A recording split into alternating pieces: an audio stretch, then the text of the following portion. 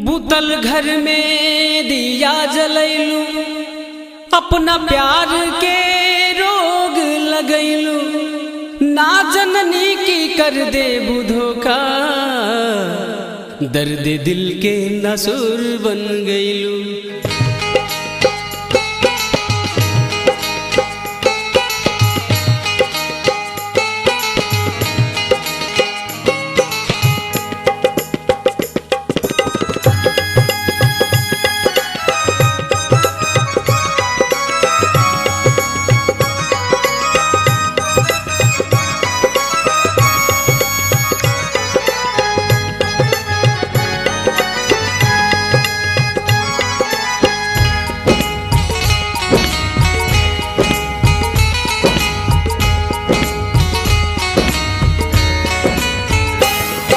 बतावाई तू का कहिलू है, बतावाई तू का कहिलू,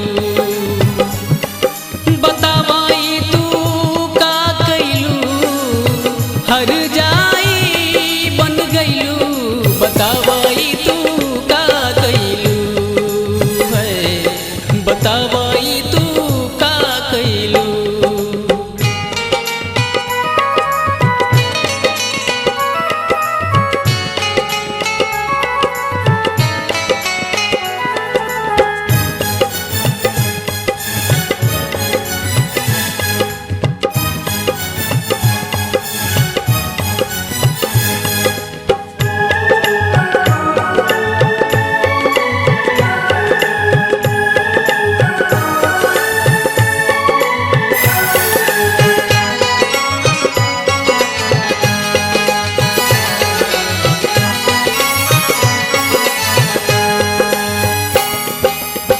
जननी की दौलत खातिर प्यार के जाल बिछैबू हो, दौलत तो हर प्यार रहे तो काहे नाही बतैलू हो।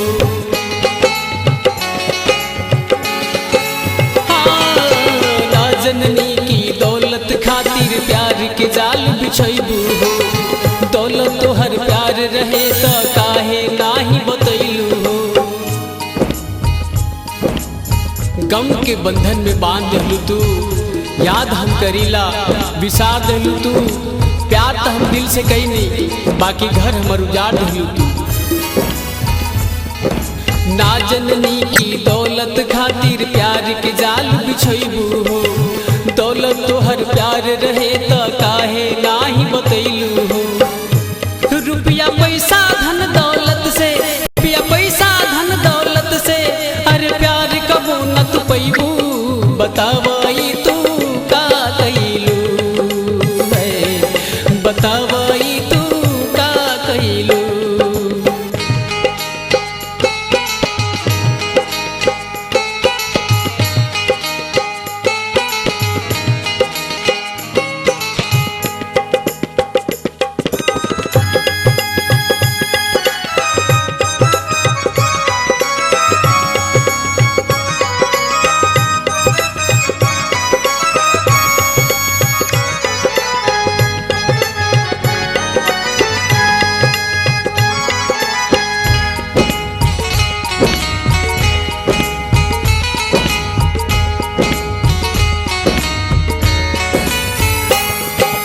तोहरे प्यार के खातिर गुरिया घर से नाता छोड़ैनी हो, ना रखलू तू लाज प्यार के नाम बदनाम करैलू हो।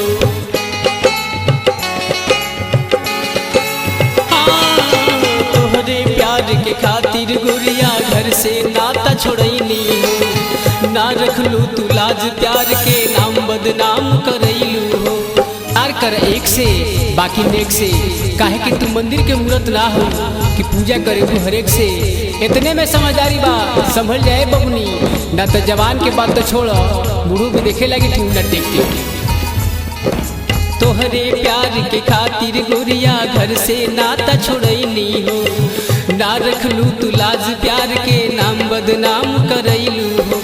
मत करी हा खिलवाड़ प्यार से, मत करी हा खिलवाड़ प्यार से, रंग के तना तू धरेलू, बतावाई तू का कहिलू है, बतावाई तू का कहिलू।